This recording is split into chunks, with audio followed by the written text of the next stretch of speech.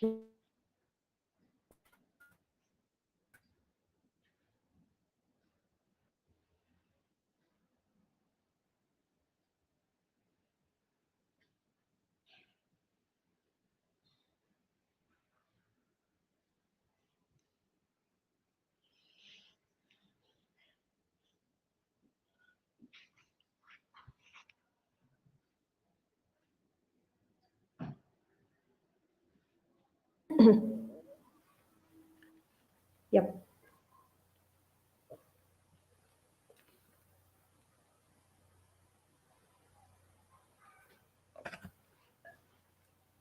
Okay, we are live. Okay.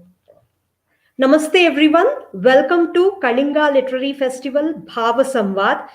Bhava Samvad is an online edition of Kalinga Literary Festival, which was started after in the post-pandemic era and has reached an immense, a huge audience of 25 lakh. Bhava Samvad aims to connect renowned poets, authors, and people from various walks of life with the common citizen, and it aims to foster the habit of reading and writing, especially among the youth of India. And talk about renowned, we have an extremely honored guest today. On Welcome, Dr. Bibek Debroy. You say. It's an honor to have you to interact with you. I'm just fully starry-eyed at this moment. So everyone, Dr. Bibek Debroy is a renowned economist and a Sanskrit scholar. He was educated in Ramakrishna Mission School, Narendrapur, Presidency College, Kolkata, Delhi School of Economics, and Trinity College, Cambridge. He has worked in academic institutions, chambers of commerce and industry, and government of India. And he was also awarded Padma Shri by the President of India in 2015. Coming to his Sanskrit scholarship, Dr. Bibek Debroy has been translating texts from the Sanskrit to English in unabridged form. The first such translation was a translation of the Bhagavad Gita, which was published by Penguin in 2006. And Penguin also subsequently brought out his translation of the critical edition of the Mahabharata. It's a 10-volume magnum opus. That's something which keeps me overawed about you, Vivekji. And after Mahabharata, he has also published the translations of Bhagavata and Ramayana. And today we discuss his latest book, which is Bhagavad Gita for millennials. So, yeah. So, Bibekji, a warm welcome, a very warm welcome again. It's a privilege to be conversing with you. My first question is, my first impression after reading the Bhagavad Gita for millennials is about the sheer respect you have for your readers' time and the sheer respect you treat with which you treat your readers. So, what defines a millennial in the Indian context to you, and why does the Indian millennial, especially, need a separate commentary on the Bhagavad Gita? Namaste. It is my honor and privilege actually, because you have been doing much more than I have to popularize our tradition through your books. Oh, not even remotely so. But let me step back a bit before I answer your question. Initially, as you said, I translated the Mahabharata, then I translated the Harivangsha and the Valmiki Ramayana. Yes. And I'm now translating the Mahapuranas. My intention or my aspiration is to translate all the 18 Mahapuranas in unabridged form into English. And yes, Markandeya Purana is also out in the market, yes. Two of them have been published. The Bhagavad Purana and the Markandeya Purana have been published. Because of COVID, the publication has been delayed. Brahma Puran and Vishnu Puran are waiting with the publishers and have now started on the Shiva Puran. Okay. The question to ask, and this has a link to the question that you asked, is why am I translating them in English? Because after all, Sanskrit is not very easy to translate into English. The Yes. primary reason I am doing that is to address a younger audience. A younger audience which has forgotten Sanskrit, unfortunately, a younger audience which is increasingly forgetting even the vernacular. And some of these texts have very good translations done years ago in the vernacular, the so called vernacular. Yes.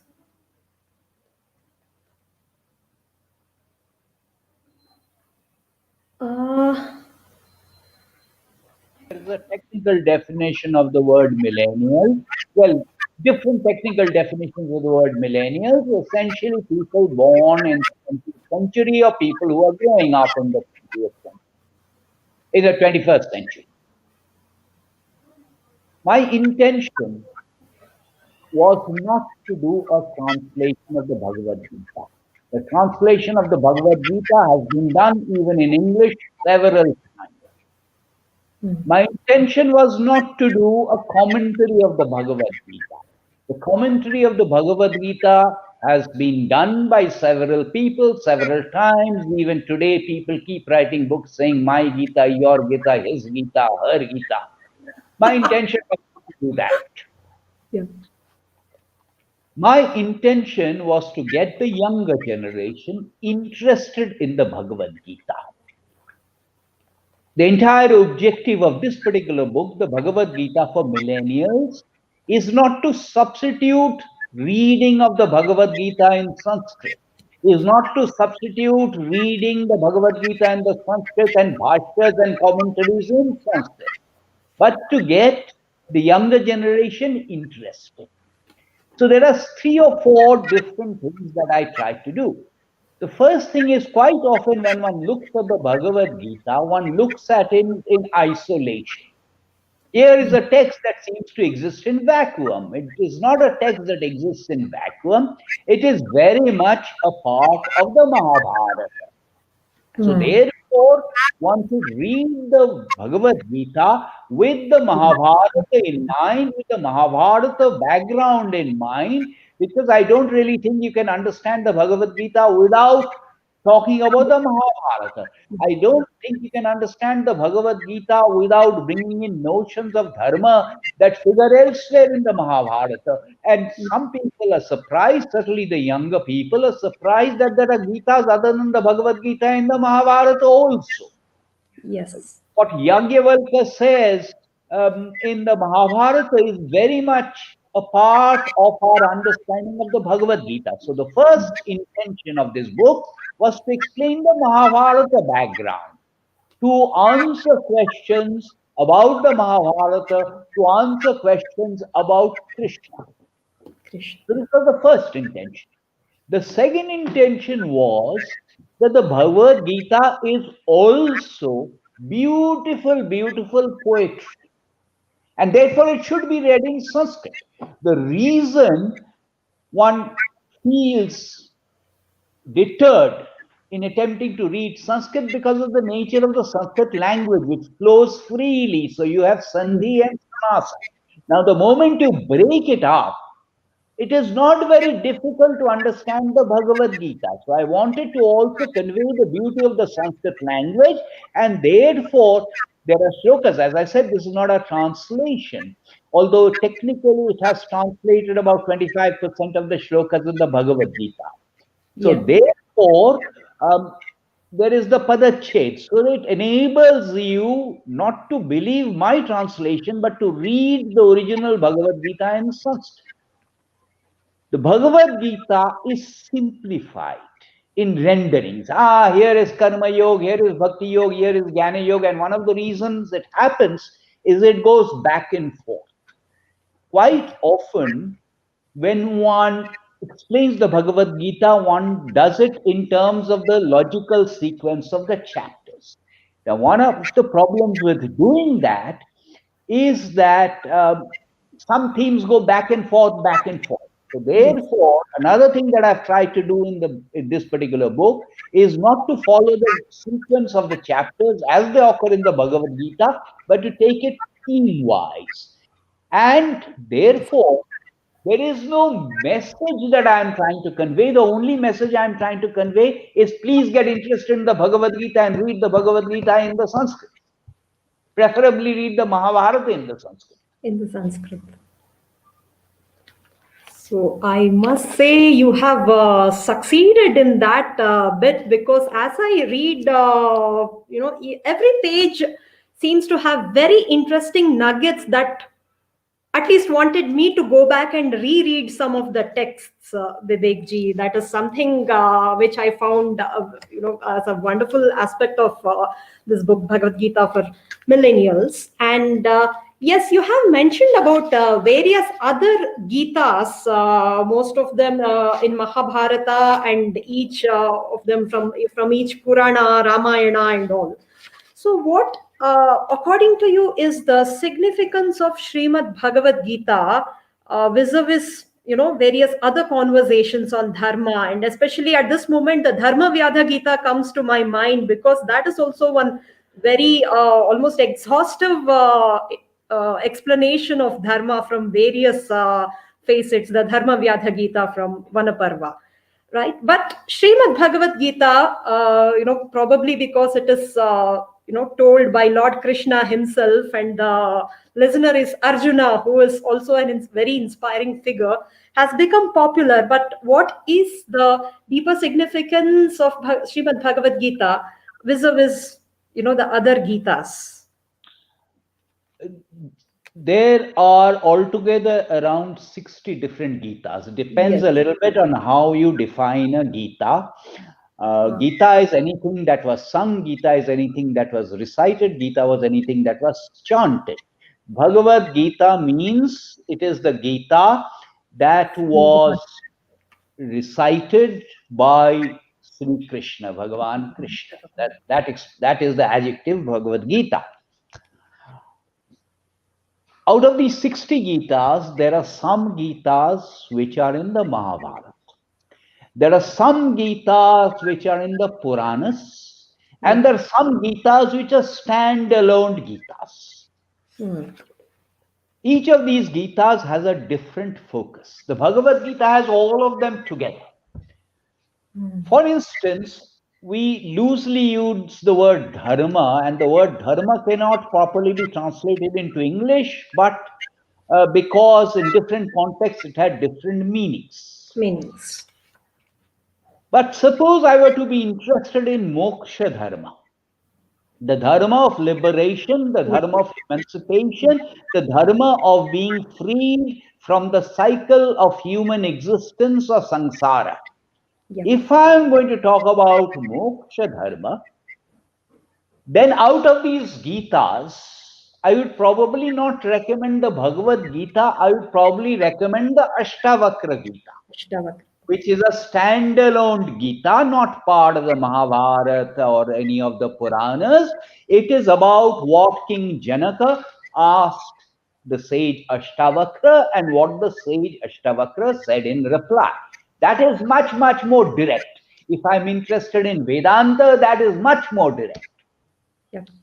Exactly similarly, there is a dharma for the householder also. Grihastha dharma. The Grihastha dharma. The Grihastha dharma does not feature directly in the Bhagavad Gita. Indirectly it does, but not directly.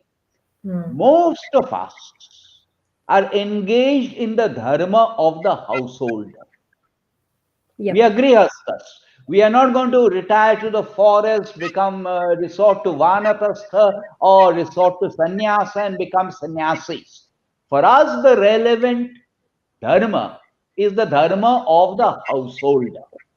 And outside the Bhagavad Gita, but in the Mahabharata, you have statements about what the householder should do, the Pancha Mahayagya that I should do every day. If one ignores the Bhagavad Gita, the two Gitas from the 20 odd Gitas in the Mahabharata that most people probably know about or have heard of are the Dharma Vyad Gita that you just mentioned and the Anu Gita. The Dharma Vyad Gita is essentially about the dharma of the householder, about what the householder should do. So if I want to form an understanding of what I should do as a householder, I should probably read the Dharma Vyad Gita. The Anu Gita, other than the Bhagavad Gita, is the only Gita which in some sense is recited by Sri Krishna in the Mahabharata. Because Arjuna essentially says that I've forgotten what you told me in the course of the Bhagavad Gita. And Sri Krishna says, I cannot repeat it for you. Instead, here are some conversations. Okay. In the Mahabharata, there is an extensive section called Shanti Parva. Shanti Parva and Anusasana Parva are parvas where Bhishma is lying down on his bed of arrows and is instructing Yudhishthira and his brothers. Yeah. People often interpret the Mahabharata to be a battle fought on the fields of Kurukshetra between the Kurus and the Pandavas. But there is much more in the Mahabharata. And there are extensive sections in the Mahabharata on dharma. And the Shanti Parva, Anushasana Parva taken together will probably amount to about 1/3 of the Mahabharata. In the Shanti Parva, you have an extensive section because there were sub-parvas. So Shanti Parva has sub-parvas. It has a sub-parva called Rajadharma Parva, which is the dharma for kings. Which is what today we would interpret as governance. There is a section which is called in Shanti Parva, which is called Apat Dharma Parva, which is the dharma in terms of calamities, because in terms of calamities, you can deviate from normal principles of dharma. And there is an extensive section called Moksha Dharma Parva. And some of the Gitas, a large number of the Gitas mentioned are actually in the Mahabharata, actually from the Moksha Dharma Parva. Sure. Thank you, sir. Thank you for that enunciation of the various Gitas and especially about the importance of Mahabharata, and the emphasis on the fact that the Bhagavad Gita should not be read in isolation, but it should be read, with cognizance of the Mahabharata in the background. And you have also taken a lot of care to explain the difference between a Shruti and a Smriti. And you classify Bhagavad Gita as a Smriti-based text. In our day, I see a lot of confusion, some, knowingly or unknowingly spread about the word Smriti. Right. So people often lose, the key elements that you mentioned about Smriti, the time and contextual interpretation. So would you please share with our viewers as to, how Bhagavad Gita falls into the Smriti category and how this time-based, the contextual interpretation is crucial while studying the Gita? A Shruti text has no human origin. It may have been revealed to a rishi, but it has no human composer. It has no human origin. Yep. The Vedas are Shruti. The Upanishads are Shruti because these have been revealed. No particular rishi. A rishi may have composed a mantra, but nothing beyond that. A Smriti text has a human composer. There can be a large degree of debate about the date of the Kurukshetra war. And there can also be debate about the composition of the Mahabharata and therefore of the Bhagavad Gita. Composition means nothing was written down.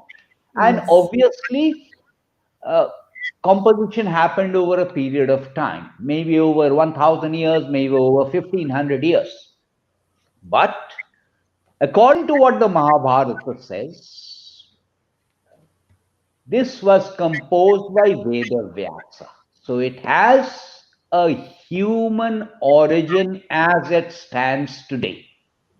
Okay.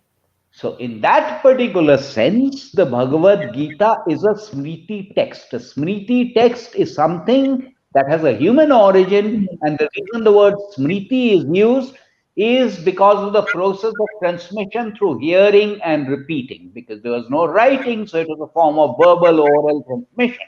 So, that's the reason, remembering, hence Smriti. So, no matter how elevated the status of the Bhagavad Gita is, and it is a very, very important text, one of probably the three most important texts of Vedanta in some ways, and it synthesizes everything. It is a Smriti text. A Smriti text, as you said, is specific to a certain society, to a certain historical context.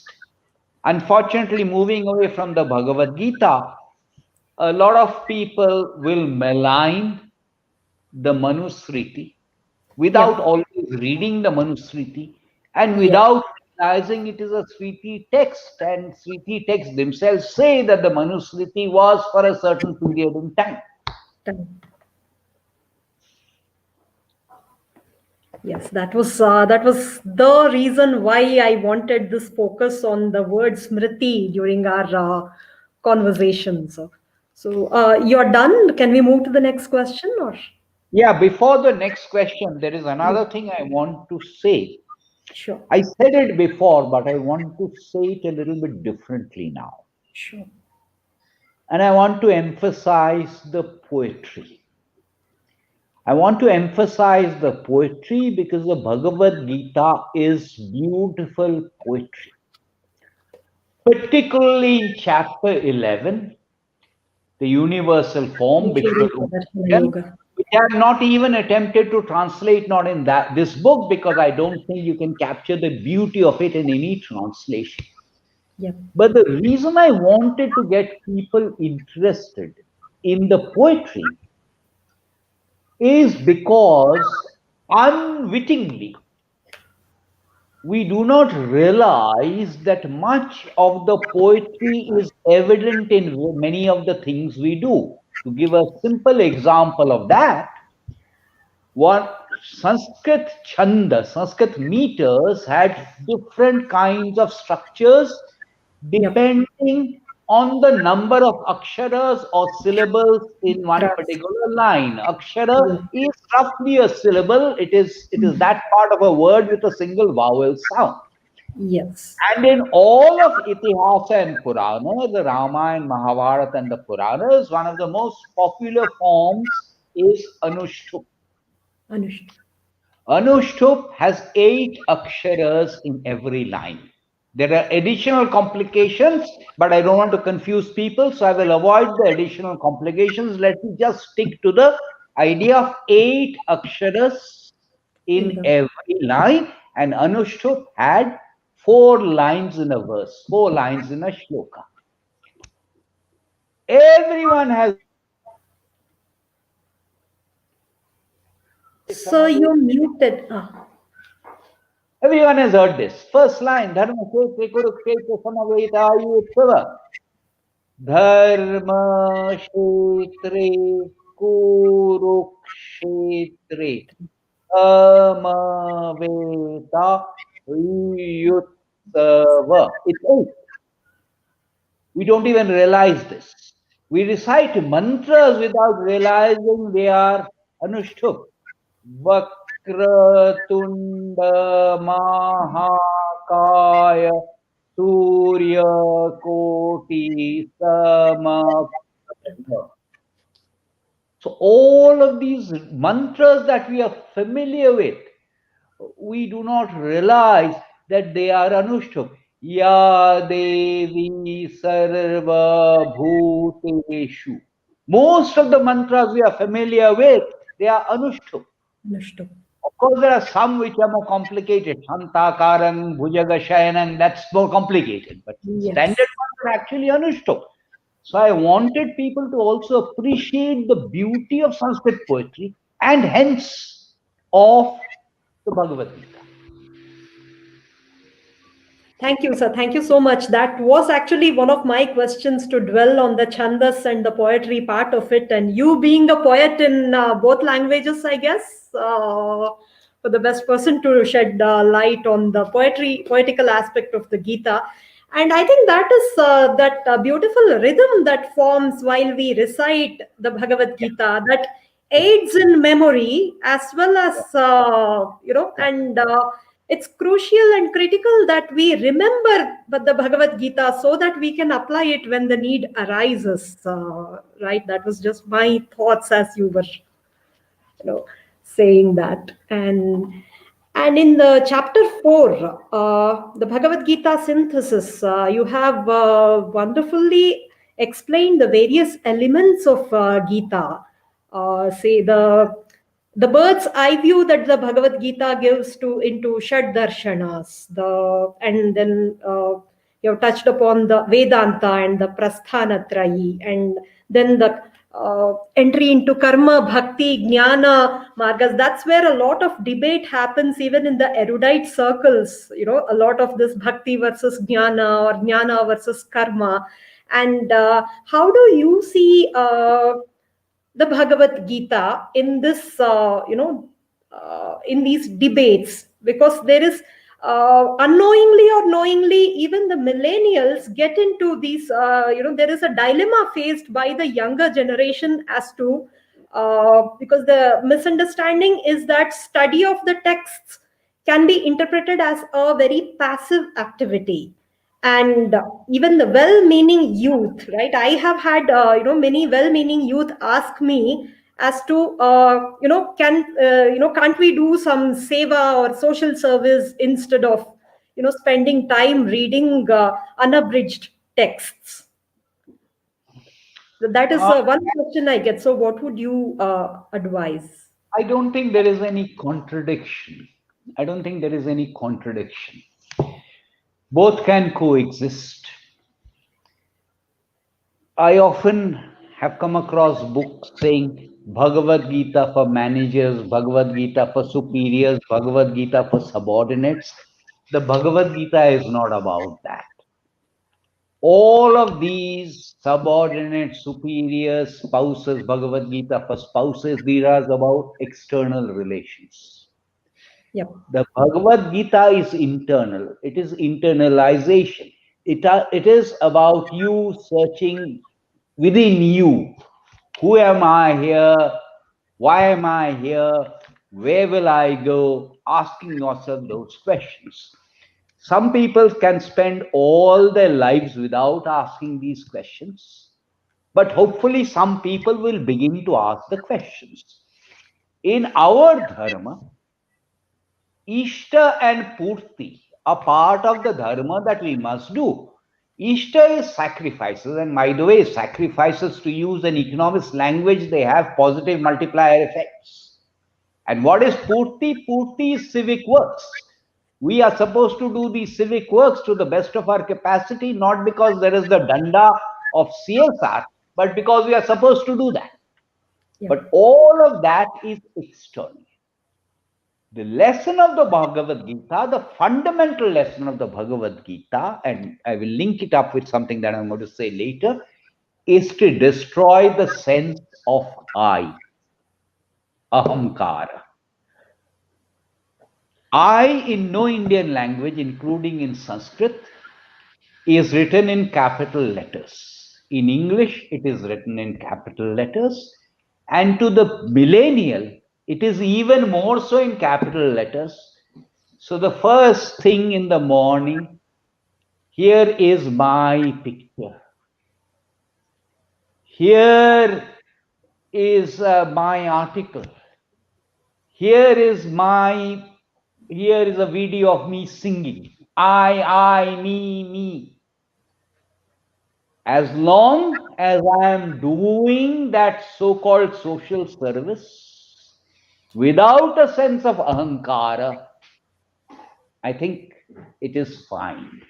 The trouble is when I do all of this, that is with a sense of ahankara. To my mind, any simplified argument that the Bhagavad Gita has karma, the Bhagavad Gita has bhakti, and the Bhagavad Gita has jnana, and these in some sense are independent, I don't think that is quite correct. I have a body, that is the karma yoga. I have a heart, that is the bhakti yoga. I have a brain, that is the jnana yoga. Is it ever the case that the body exists without the brain and the heart, or the heart exists without the body and the mind? So the Jnana Yoga, Karma Yoga, Bhakti Yoga, they're intricately connected with each other. In terms of the synthesis, it is fairly obvious, as you yourself said, that there was Shara, Darshana, 6 schools of philosophy is a bad translation, but for want of a better word, 6 schools of philosophy. Philosophies. In some way, Nyaya, Vaisheshika, they got subsumed in other things. Yeah. So we were essentially left with Sankhya, Yoga, and Vedanta, or Uttara.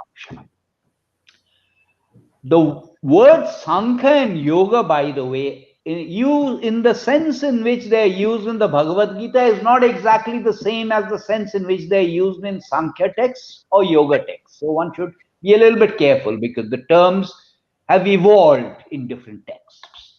Yes.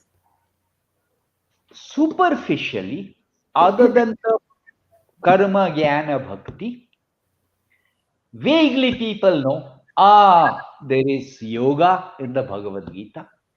Most people are aware of yoga, although not necessarily what yoga truly means, because yoga has been distilled into a form where it is only physical postures. Yoga is much more than that. Much more than that.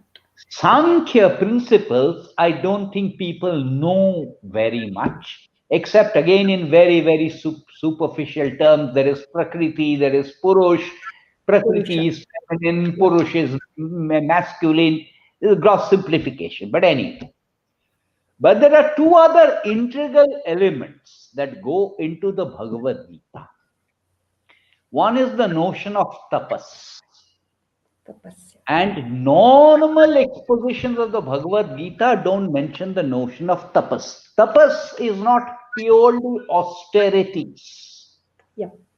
Yes, I can translate it into English as austerities, but tapas has the element or the nuance of scorching or heating.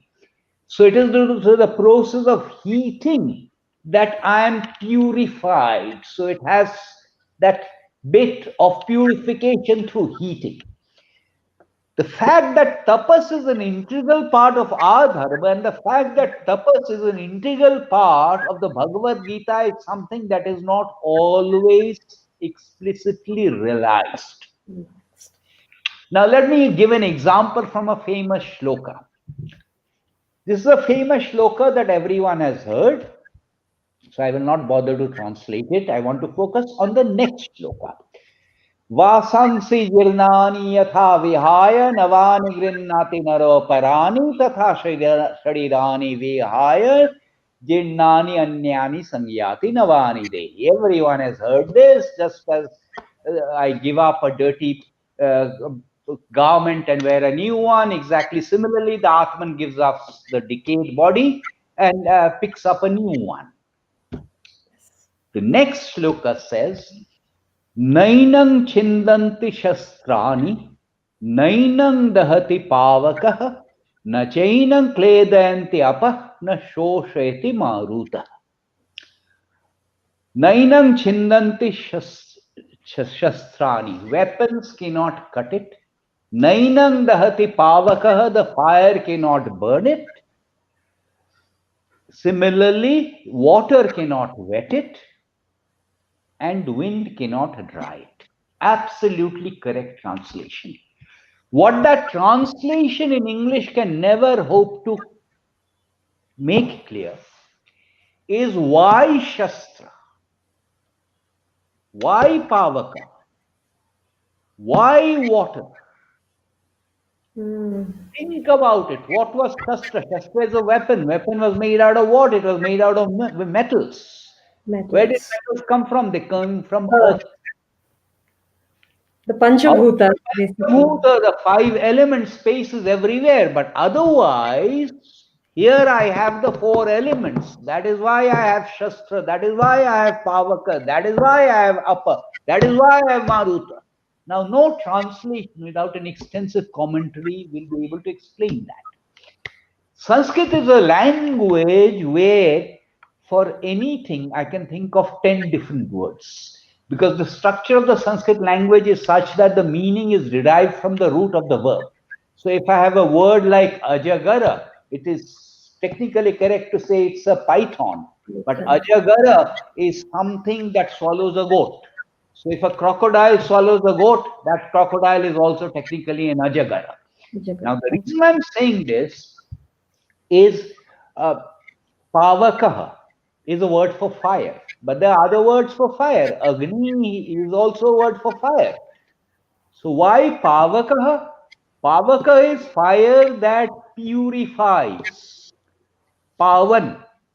So that is the reason consciously this particular word is used for fire, because it purifies.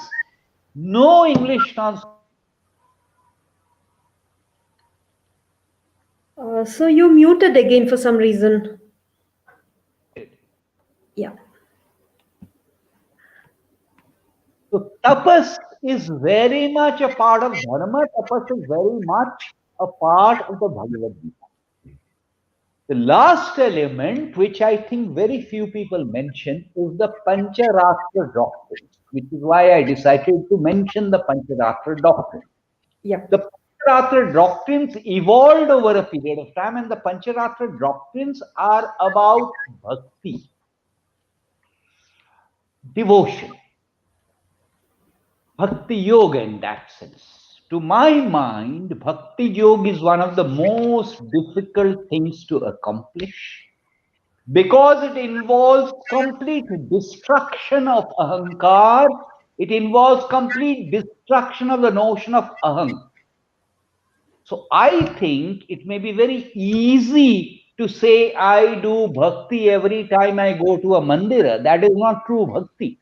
Rare is the person who will be completely able to demolish his or her sense of aham and say, I am a bhakta. Sure. Thank you. Thank you so much for that wonderful enunciation. And my next question is going to this concept of self and non-self that you have touched upon in two different chapters. Who am I and what I am not, what I am, what I am not. And then you come to Jivatma and Paramatma.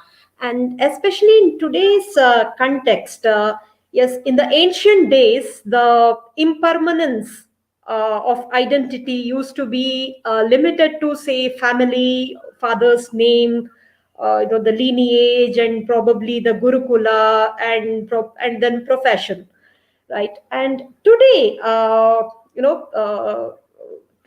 whether social media is a curse or a boon, but it is an inseparable part of our lives, and especially of the lives of the millennials. And when I see these profiles, the kind of impermanent stuff that that takes place in our life and becomes our identity, right? Say a political ideology, or being a member of certain fandom, loving certain food, and the sheer number of very impermanent things that become a part of our identity is totally mind boggling. And how do you think a study of the Gita and even the Mahabharata help us to be conscious of that impermanence and not get lost in these pointless debates, and or some Telugu poet mentioned it as vada moda madhirapana, as to getting lost in that drunken pleasure of pointless debates. I think one of the great disasters that has befallen the human race is language. Now, don't get me wrong. Language has done a lot of good things. It enables us to store knowledge. It enables us to communicate. It enables us to pass information down to posterity. So obviously, language has had many benefits, like fire has. But like fire has destructive elements, I think language also has destructive elements. Why am I making such a provocative statement? The reason I'm making such a provocative statement is because of language, particularly in the modern world, particularly because of access to information technology, the net, and whatever other form. I am perpetually talking or conversing. I'm perpetually talking or conversing with the external world. So if the net is down, my world has collapsed. If there is a power cut, my world has collapsed. If my mobile has crashed, my world has collapsed. So my entire world is being defined, as you yourself said, in terms of external relations. Before the advent of technology in the modern sense, we valued the importance of silence. Now, silence is extremely important because silence is having a conversation with your own self. So, the switch required is from a conversation with others, and everything that you have described, they're all sheets, they're not the real me. Yeah. So, the more I'm silent, the more I have that internal reflection. And the more I have that internal reflection, the more the realization will begin to seep in, the more I will begin to get an answer to who I am. An imperfect answer, but at least I will spend time thinking about it. That reminds me of Satsangatve Nisangatvam, sir. Yes. There were two kinds of sages. We had rishis, we had munis. Rishis typically married, they had children. The rishis typically also taught. Munis, the same etymological root as mona, they were silent. They reflected internally.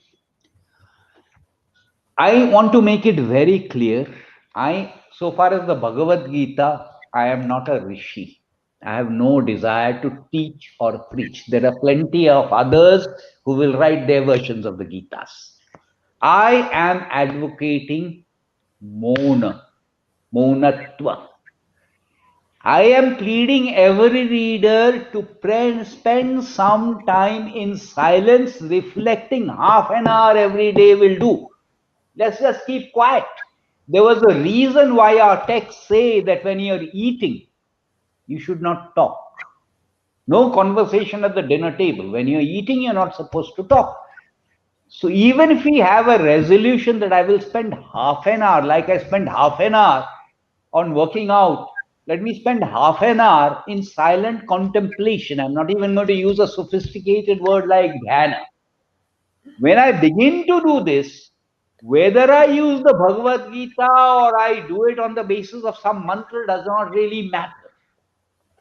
But the moment I begin to spend this time in silence, it is my belief that I will cast off those shells and begin to reflect on something that is far, far more important.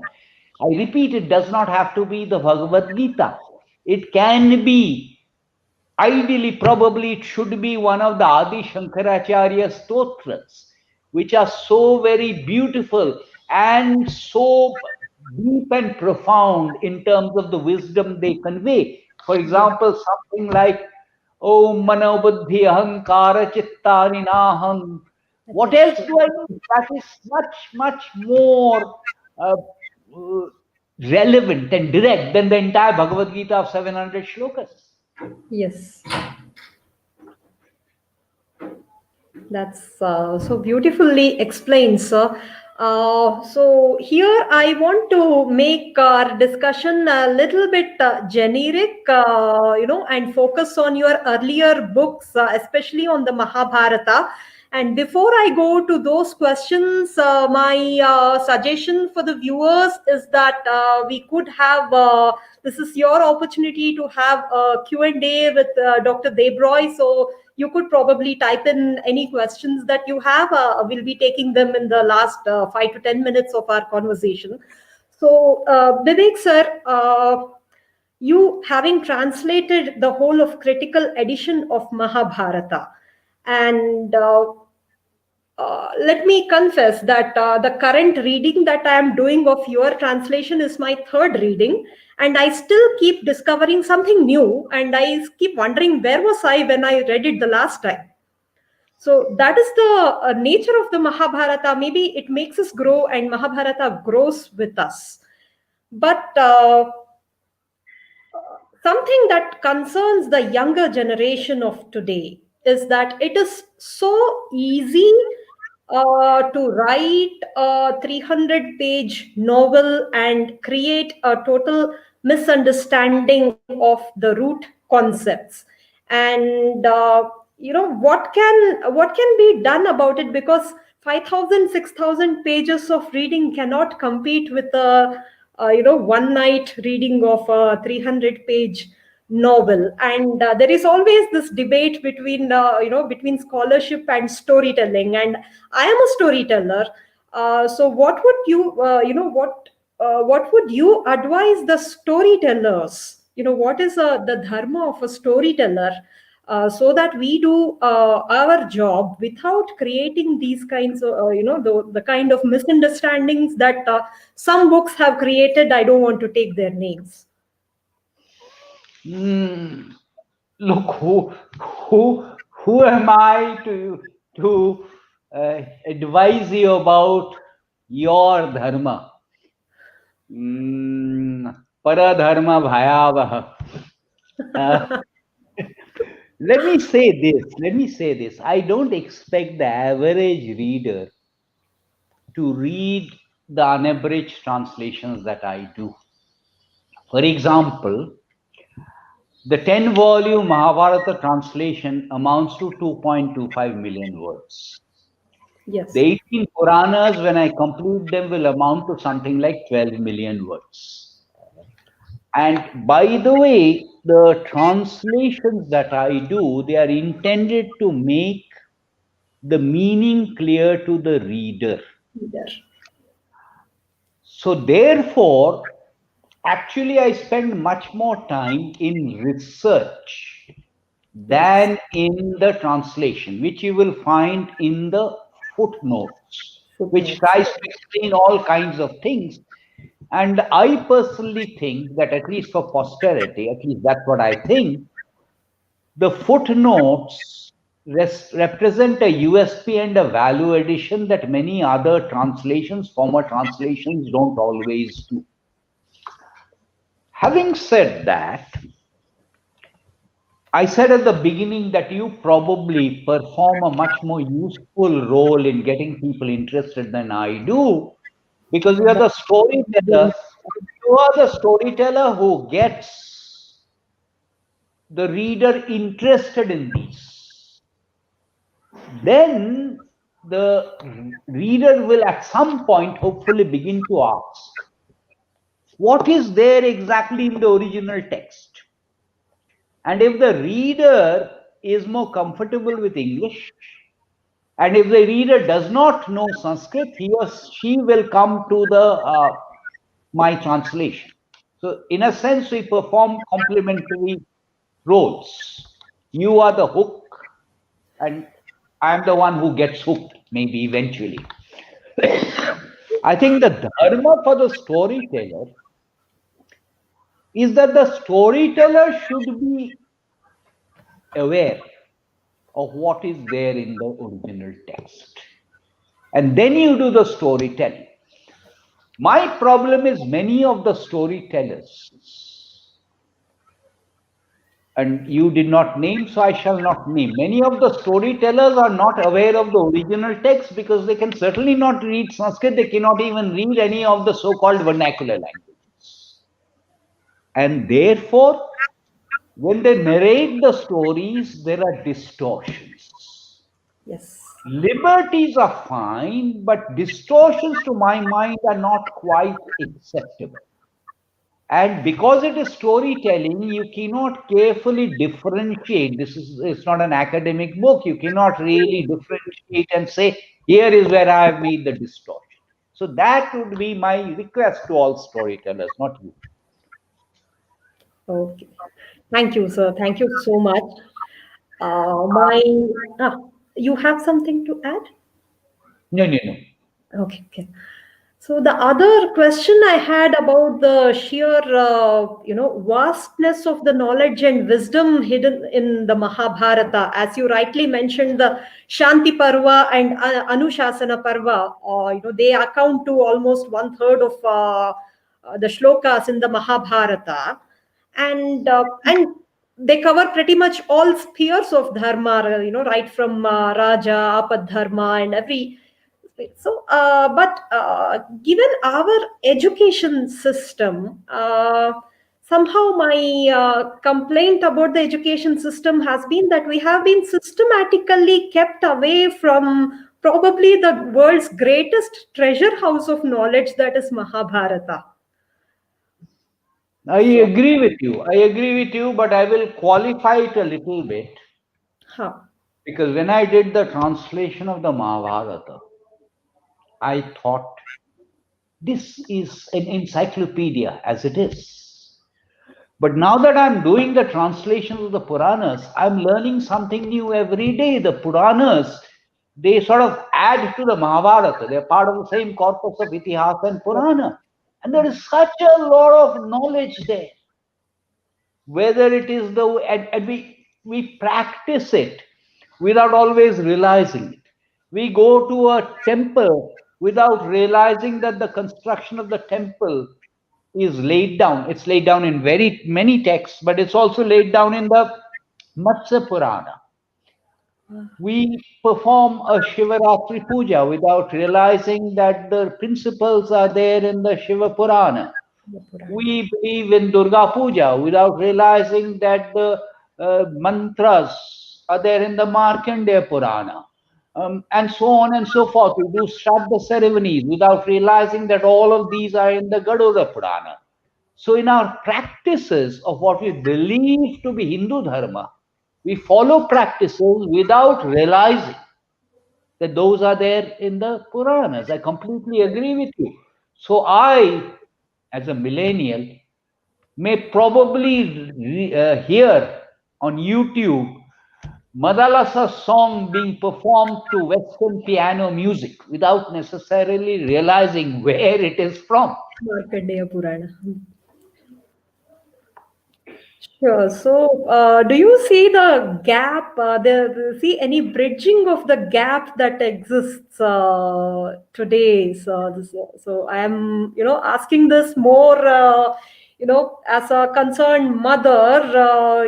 When my daughter grows up, would she be nearer to the? Would she feel nearer to the knowledge corpus than, say, we or my parents have felt? From the Your systemic daughter would perspective. certainly be nearer, but let us so therefore let us ignore your daughter. But I do think that 100 years ago, people were much more aware of our legacy. I think 100 years ago, people were much more aware of our history. And maybe the reason for that is 100 years ago, people generally knew Sanskrit. Yeah. Or if they did not know Sanskrit, they knew their so called vernacular languages very well. Yes. Today, both links, I think, have got broken. But what Mm. I do find is that there seems to be a new interest, facilitated again partly by the net and technology, in these texts. So hopefully, not all of them, but some of them will get around to reading these texts and also translate these texts.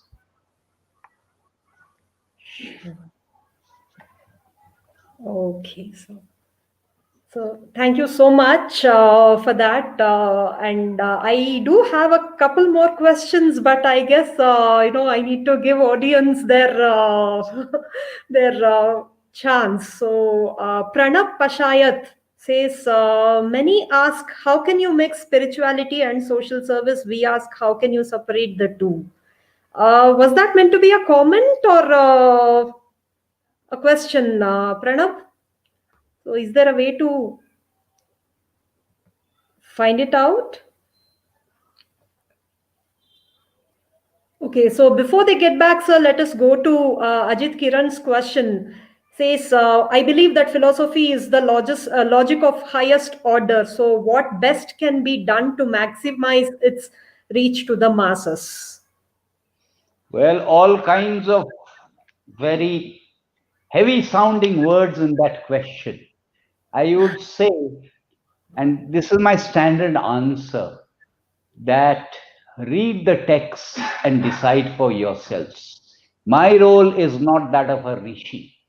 So I would throw the question back at you and ask you that you should reflect on an answer to that question. I am no rishi. So the next question is, leaving aside the question of why, an equally fundamental question should be, how should I read the Gita?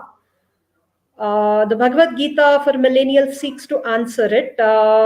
He says the millennials is somewhat restricting, since people of all ages from will benefit this book, and so please enlighten us. And I agree with him, sir, because the knowledge that has come out in this book is just so vast that even a person of 60 years of age is sure to find something very enlightening in this book.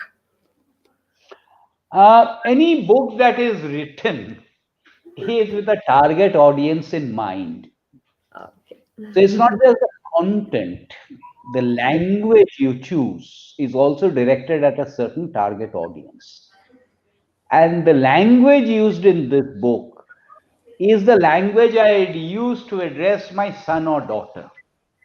Now, this does not mean that others cannot read the book or should not read the book.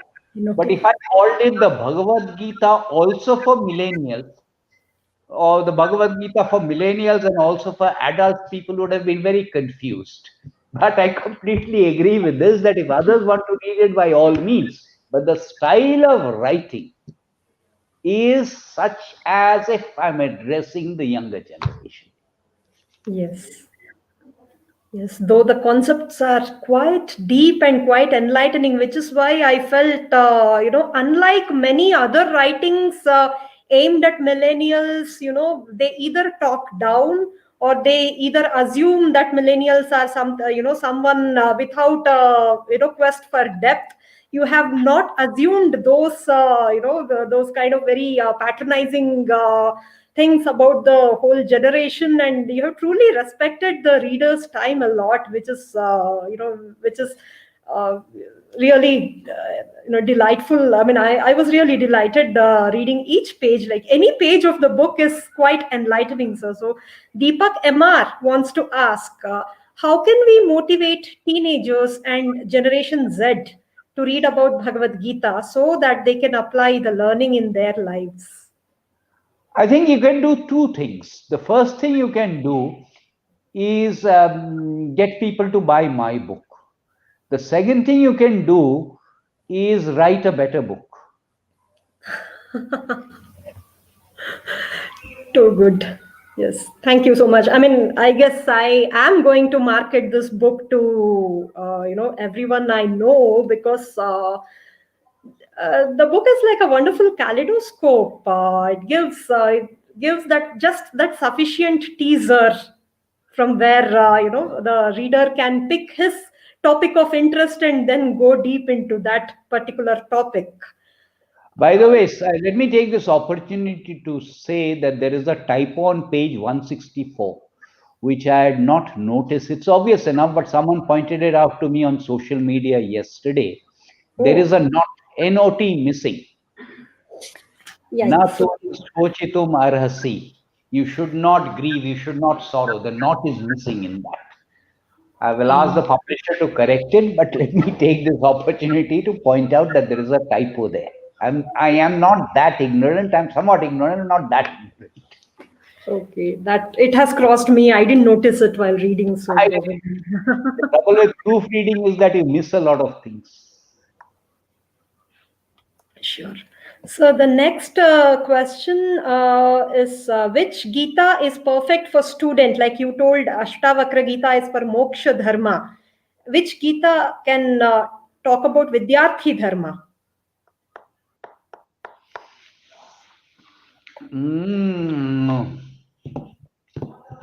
I would say that one should not hasten to read any Bhagavad Gita unless one is ready. Because making a fetish out of reading any Gita is pointless. So when you are ready, now depends on when you are ready and what you are looking for an answer to. So it really depends on what you're trying to find an answer to, because sometimes the question is asked, what will I gain from reading the Bhagavad Gita? Or what will I gain from reading any of these texts? I think that's the wrong question to ask. The right question to ask is, what will I lose from reading texts? What will I lose? I will lose the 6 vices of lobh, kama, etc., raga, so on and so forth.